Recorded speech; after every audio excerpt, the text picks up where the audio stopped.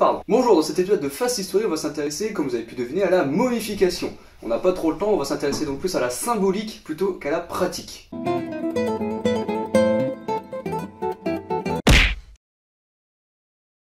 Juste avant de commencer, il faut préciser que la momification coûte cher à la famille du défunt. C'est pourquoi on va trouver des momifications complètes, d'autres réalisées à moitié, ou alors même pas du tout. Le corps est enterré dans le sable, et c'est le sable plus la chaleur de l'Égypte qui va tout simplement conserver le corps. La momification a pour but simplement de conserver le corps en évitant la décomposition de celui-ci. Pour éviter cette décomposition, on va retirer les os, les graisses et les organes. Comment on fait une momie ? On commence par retirer le cerveau, sauf que durant l'Ancien Empire, on s'en occupe pas, le cerveau est laissé dans la boîte crânienne où il va se dessécher naturellement. Comme j'ai dit, plus tard on va le retirer, alors on va passer par le nez avec un pic chauffé qui va faire fondre le cerveau et on va le retirer de sa boîte crânienne. Pour les personnes moins riches, on va fendre le crâne en deux et retirer le cerveau. On s'occupe ensuite des viscères, on va éviscérer le corps, on va faire une ouverture sur le flanc gauche étant associé à la mort, comme par exemple l'expression « passer l'arme à gauche ». Encore une fois, cette étape dépend de la richesse du défunt. Une personne très riche se verra enlever tous ses organes, sauf le cœur. Ensuite, les organes seront nettoyés et mis dans des vases. Si la personne est vraiment modeste, on ne se casse pas la tête à ouvrir le corps, on met du liquide dans l'abdomen qui va détruire les organes.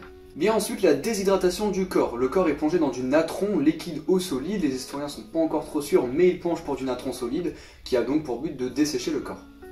Pour cette étape, on parle de dessiccation. Cette dessiccation dure généralement 70 jours, mais peut varier encore une fois selon la richesse du défunt. Pendant cette dessiccation, le corps qui s'assèche va donc se déformer.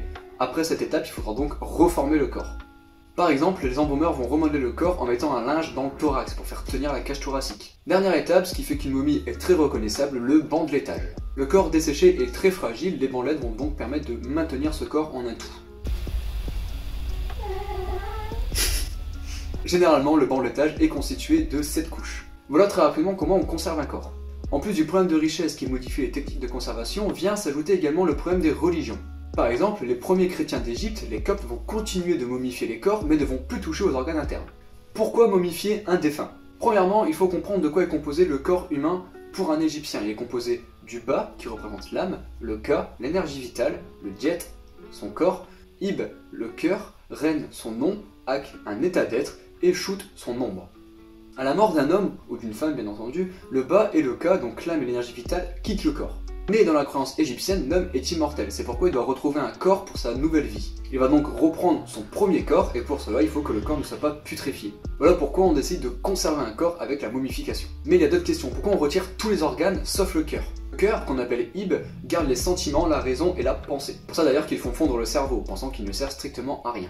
Bref, pour savoir si le défunt peut accéder à la vie éternelle, son cœur va être pesé, pour savoir s'il est lourd de mauvaises actions. Si le cœur est plus lourd que la plume de Math, bye bye la vie éternelle et bonjour la dévoreuse, qui va donc dévorer le cadavre en fait. D'ailleurs cette scène, le jugement de l'âme, est très souvent représentée sur les cercueils des défunts. Le cœur est donc très important pour la momification chez les Égyptiens. Pourtant, le pharaon Toutankhamon a été momifié sans son cœur. En effet, les historiens pensent que Toutankhamon est mort à la guerre, qui a été momifié une première fois et que le cœur n'a pas été conservé.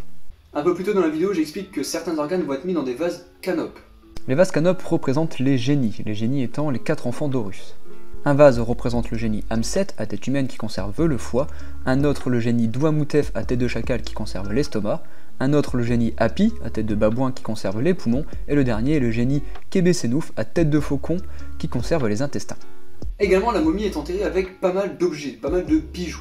Ces bijoux, on les retrouve soit dans le cercueil, soit dans les bandelettes de la momie. Dans les bandelettes, on peut trouver donc des allumettes, au cas où si la momie veut se griller une petite clope dans la vie éternelle. Alors non, ce sont les amulettes qui servent de protection contre la dévoreuse. Ces amulettes peuvent représenter les cœurs Ib, les scarabées, le pilier Djet qui est la colonne vertébrale d'Osiris ou encore le dieu. Ces objets peuvent être faits de faïence ou de bois, le bois peut être également recouvert d'or, ce qui fait que les objets peuvent valoir très cher. On trouve également des petits bonhommes, les répondants ou en égyptien les Ushepti. Le but est... Leur but est de faire le travail du défunt dans la vie éternelle, donc principalement de cultiver.